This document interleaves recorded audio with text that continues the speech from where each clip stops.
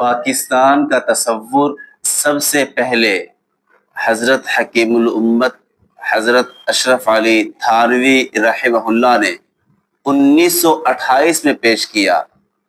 تھانہ بھون میں انہوں نے فرمایا کہ میرا دل چاہتا ہے کہ ایک اسلامی نظام قائم ہو جہاں شرعی عدالتیں ہوں، شرعی سزائیں دی جاتی ہوں، بیت المال ہو۔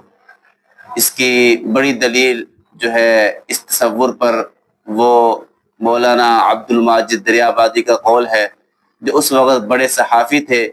وہ کہتے ہیں کہ 1928 کے اندر میں حضرت تھانوی رحمہ اللہ کے پاس گیا تو انہوں نے میرے سامنے تذکرہ فرمایا کہ ایک ملک ہونا چاہیے، ایک ایسا جو ہے مسلمانوں کے پاس ایک علاقہ ہونا چاہیے جہاں شرعی نظام ہو۔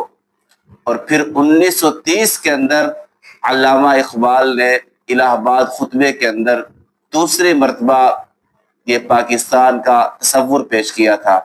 پھر 1940 کے اندر قرارداد پاکستان منظور ہوئی اور 14 اگست 1947 کو یہ پاکستان معرض وجود میں آیا۔